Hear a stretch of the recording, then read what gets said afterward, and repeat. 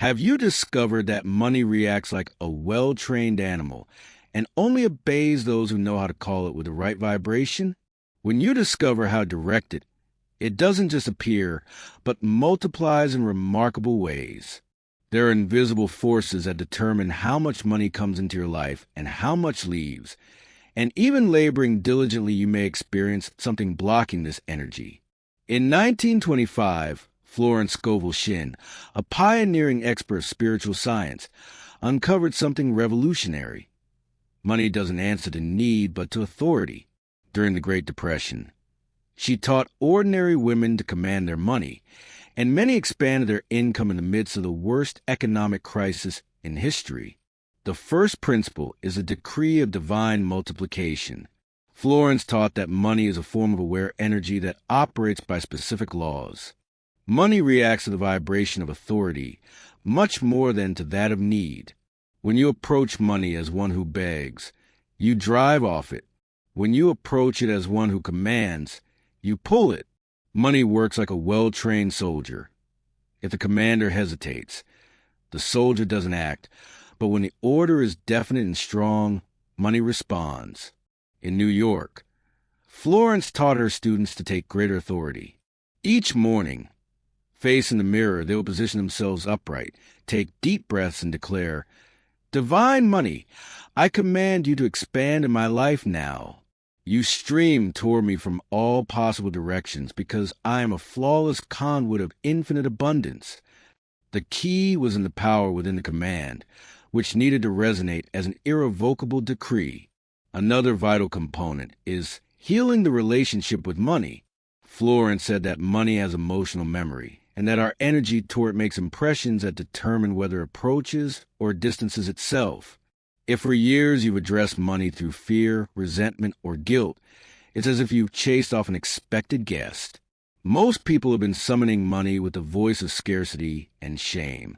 Before commanding your money, Florence taught reconciliation with it. In silence, her students would say, "Dear money, pardon me for having seen you as my enemy. Today I acknowledge that you are divine energy wanting to manifest itself through me. I honor you, esteem you, and embrace you into my life." This exercise was a profound vibrational reset that totally shifted a person's vibration. Moving forward in this direction, Florence developed the energetic operation of poverty beliefs. Beliefs about money are like invisible roots that establish how much your prosperity can grow. You can labor intensely, but if the roots are diseased, the tree will never produce abundant fruit. No one is born with poverty consciousness. We inherit them from family conversations and childhood stories. Phrases like "money is dirty" or "to earn money you must suffer" install themselves in the mind as internal laws. The process commenced with silence, where Florence asked them to examine, "What belief about money have I received and still carry?" Once recognized, they would say, "This belief is not mine. I return it." My mind becomes clean and open to receive the divine truth about abundance. Then they would establish new beliefs such as, "I am an inheritor of infinite abundance," or "Money moves toward me effortlessly." Beyond this, Florence taught the difference between desiring and demanding. Desires arises from lack. It's viewing what you want while feeling it's far away. Demand emerges from a knowledge that something already is yours by divine right. To desire is to say, "I don't have," creating more experiences of not having. To demand is to announce it's mine, and I receive it now, triggering invisible forces. In this context, another principle is to create instead of competing. Florence repeated, "Never fight over money, create it." Competing implies scarcity.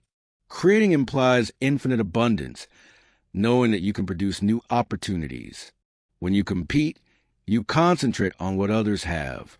When you create, you connect with the infinite source, with unique original ideas. Each person has a particular talent for creating wealth that, when expressed, not only produces income, but blesses others.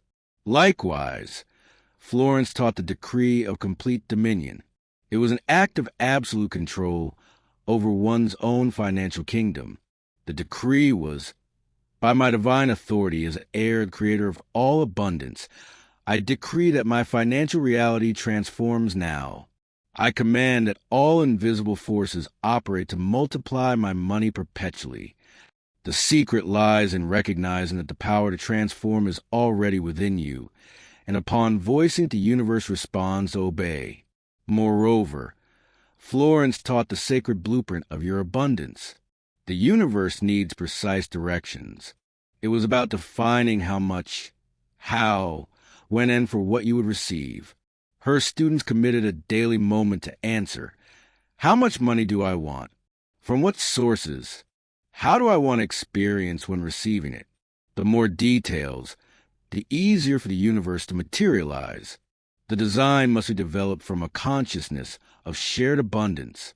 Bearing this in mind, the last step is to preserve prosperous consciousness. Awakening abundance is the first part. Mastery lies in maintaining it. Maintaining requires regular awareness, upholding the internal state that summons it. This state is made of gratitude, certainty, and openness to receive. A key principle was to start each day with anticipatory gratitude, not only for what you already have, but for the abundance approaching. When you offer appreciation in advance, you give the universe the signal that you've already received. Another practice was to mentally sanctify all money seen circulating, preventing envy from polluting your vibration. It's worth noting that generous contributing was essential. It was about supporting causes that expanded abundance in the world. Giving with joy was like sowing in fertile ground. What you give flows back multiplied. The key element is to feel that you participate in the universal flow. What you withhold out of fear stagnates. What you give with love multiplies. Another key was to shield your mind. Staying away from environments loaded with scarcity, because your consciousness is the attractor of your experience. Florence closed with a powerful reminder. You are not a subject of economic circumstances. You are the architect of your financial reality. Money is your servant and ally. Now reassert your commitment by saying, I decree that my prosperity increases perpetually in perfect harmony.